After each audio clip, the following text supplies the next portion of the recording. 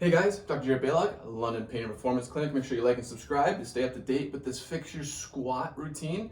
This will be the last foam rolling motion we're gonna do, and that will complete your kind of foam roll warm up before you start doing the other exercises to fix that squat of yours. Or maybe you find like after the foam rolling, that's all you needed. Now you're ready to go. So this next one, we're gonna try to really hit the psoas. I know there's a lot of tissue between your abs and your intestines before we actually get to the psoas. So the pathway on why this seems to increase hip extension, there's a lot of debate in the chiropractic, physiotherapy, manual therapist world out there. But one thing is for sure, that when you do it, you end up a little more hip extension. So we're not gonna get frustrated with what exactly is going on. We're just gonna take advantage of what we know, that it kind of works. So what we're gonna do is you're gonna use this angle of the kettlebell.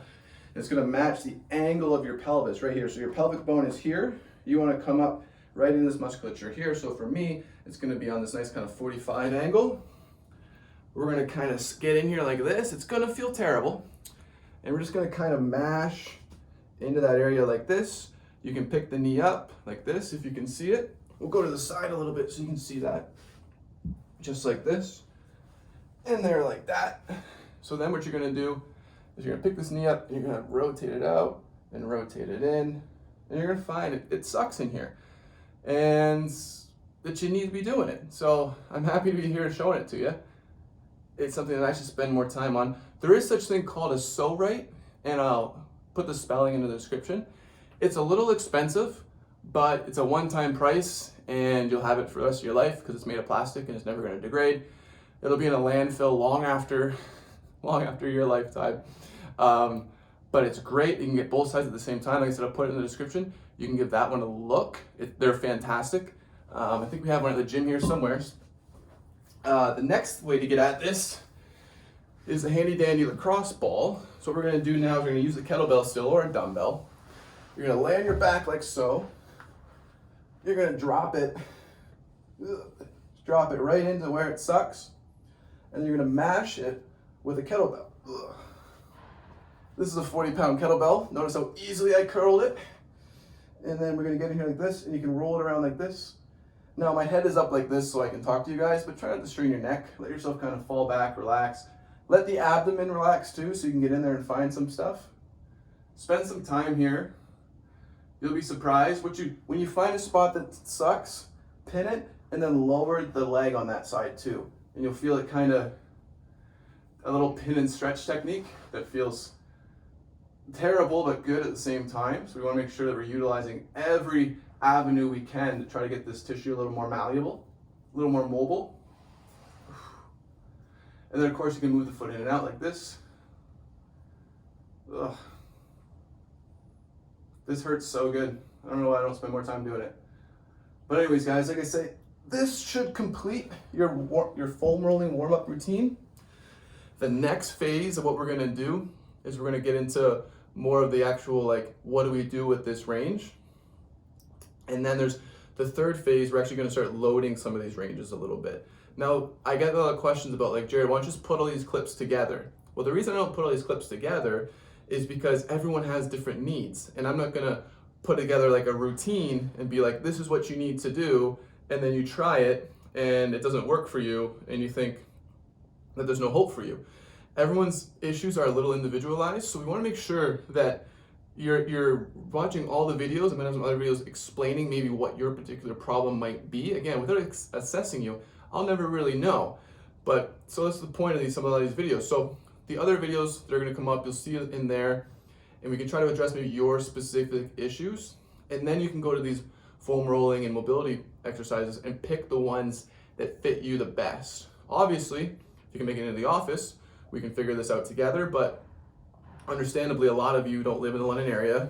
Maybe you don't have benefits for whatever reason. So I'm trying to give you as much of this information as I can because I know what it's like to be stiff and not be able to be very mobile and maybe constantly getting injured or having a chronic injury, things like that.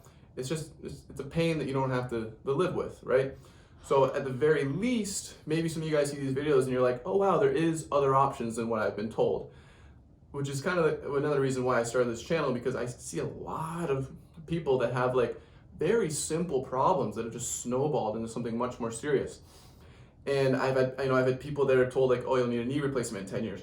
Oh, you'll never be able to exercise again. Like, oh, you have this injury in your neck and you'll never be able to like train chest, like these like crazy claims where it's like almost like the logical fallacy of like a false equivalency, right? It's like if you have a flat arch, you'll never be able to find shoes that are comfortable. It's like just outlandish claims, and I just don't understand why this is taught. Like if you ever came to me and like I didn't know how to help you, the last thing I would say is, well, I don't know how to help you, therefore you can't be helped, right? So follow along with the rest of this series, learn as much as you can from me on this kind of stuff, and then maybe this will even like encourage you to like go deeper into YouTube and like, because there's a lot of great information out there, but a lot of times they don't tell you maybe like what you should be looking for your particular case, etc. Just like I can't, right? So again, you go down this path of like looking up something that you think is the problem, you spend all this time fixing it, it doesn't get any better, and then you're like, well, I guess I'm just not going to get any better at this. In reality,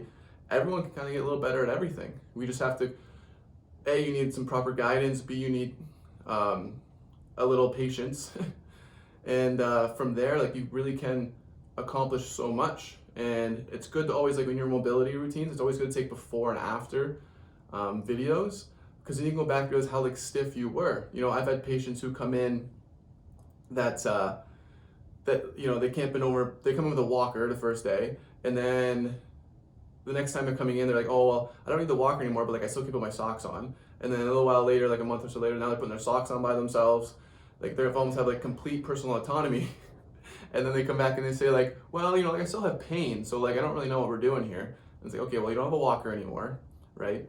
Your knees are like a 3 out of 10 pain where they were a 10 out of 10 pain, which is why you need the walker in the first place. You can bend over at the waist and put your socks on, so you don't have to have somebody else put your socks on for you anymore. And it was just like all these different like positives, and the person was focused on kind of the negative. So make sure you're taking like before and after videos on your mobility routine so you can see like where you're at. The other reason to take these photographs and stuff like that is you might find that after a few weeks that this is just not working, and that's okay too. At least you didn't go like, you know, like 6 months in this mobility routine or the 90-day fix or whatever these things are, and realize that like you're so, like you wasted all this time, right? Because we want to make sure that we're driving towards our goal, right? So make sure you set out like realistic goals for yourself, real goals too. Don't be like, I can't squat to depth yet, but in 2 weeks I want to squat 315 to depth. And it's like, well, that's probably not a realistic goal, right? This is a process, right? So with all that being said, guys, there's going to be a lot more content coming up on the page. Make sure you like and subscribe.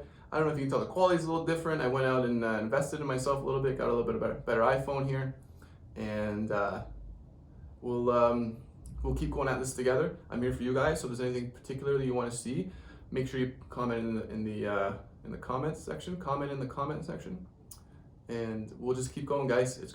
I'm happy to be doing this for you, and I'm enjoying every minute of it. I hope you are too. So we'll talk to you soon. Make sure you like and subscribe.